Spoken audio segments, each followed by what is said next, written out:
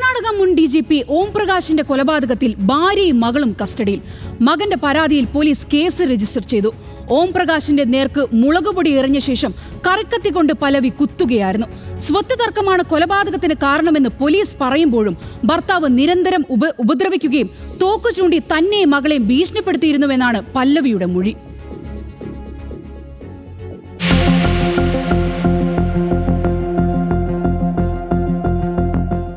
ഞായറാഴ്ചയാണ് കർണാടക മുൻ DGP ഓം പ്രകാശിനെ ബാംഗ്ലൂരുവിലെ HSR ലേഔട്ടിലെ വസതിയിൽ ചോരയിൽ കുളിച്ച നിലയിൽ കണ്ടെത്തിയത്. മൃതദേഹത്തിൽ 10ഓളം മുറിവുകൾ. ഓം പ്രകാശിന്റെ മുഖത്തേക്ക് മുളക് പൊടിയെറിഞ്ഞ ശേഷം ഭാര്യ പല്ലവി കറിക്കത്തി കൊണ്ട് പലതവണ കുത്തുകയായിരുന്നുവെന്നാണ് പോലീസിന്റെ പ്രാഥമിക നിഗമനം. ആത്മരക്ഷാർത്ഥമാണ് കൊലപാതകം നടത്തിയതെന്നാണ് പല്ലവിയുടെ മൊഴി. ഓം പ്രകാശ് നിരന്തരമായി മർദ്ദിക്കുമായിരുന്നുവെന്നും തന്നെയും മക്കളെയും തോക്കു ചൂണ്ടി കൊലപ്പെടുത്തുമെന്ന് ഭീഷണിപ്പെടുത്തിയെന്നുമാണ് പല്ലവിയുടെ മൊഴി. എന്നാൽ ഇത് പോലീസ് പൂർണ്ണമായും വിശ്വസിച്ചിട്ടില്ല. ഓം പ്രകാശിനെ കൊലപ്പെടുത്തിയ ശേഷം സുഹൃത്തിന് വീഡിയോ കോൾ വഴി മൃതദേഹം കാണിച്ചു. ഞാൻ രാക്ഷസനെ കൊന്നെന്ന് പറഞ്ഞതായും പോലീസ് റിപ്പോർട്ടിൽ ഉൾപ്പെടുത്തിയിട്ടുണ്ട്.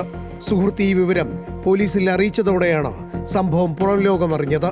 സ്വത്ത് തർക്കമാണ് കൊലപാതകത്തിന് കാരണമെന്ന നിഗമനത്തിലാണ് police.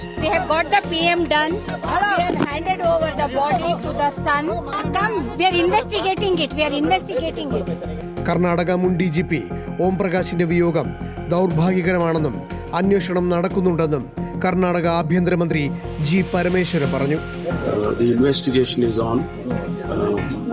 They are looking at various aspects. Once the report is with us, then we can say how the murder is being done and so on. Om പ്രകാശിനെതിരെ പല്ലവി പോലീസ് ഓഫീസേഴ്സ് വൈഫ്സ് അസോസിയേഷന്റെ വാട്സാപ്പ് ഗ്രൂപ്പിൽ ആരോപണങ്ങൾ ഉന്നയിച്ചിരുന്നു. ഓം പ്രകാശ് മാനസികമായും ശാരീരികമായും പീഡിപ്പിക്കുമായിരുന്നു എന്ന് പല്ലവി സുഹൃത്തുക്കൾക്ക് സന്ദേശം അയച്ചിരുന്നു. ഓം പ്രകാശിന് മറ്റൊരു സ്ത്രീയുമായി ബന്ധമുണ്ടായിരുന്നു എന്ന ആരോപണവും നിലനിൽക്കുന്നുണ്ട്.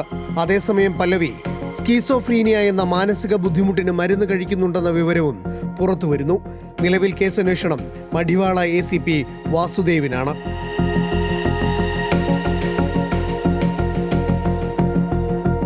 National desk news Malayalam.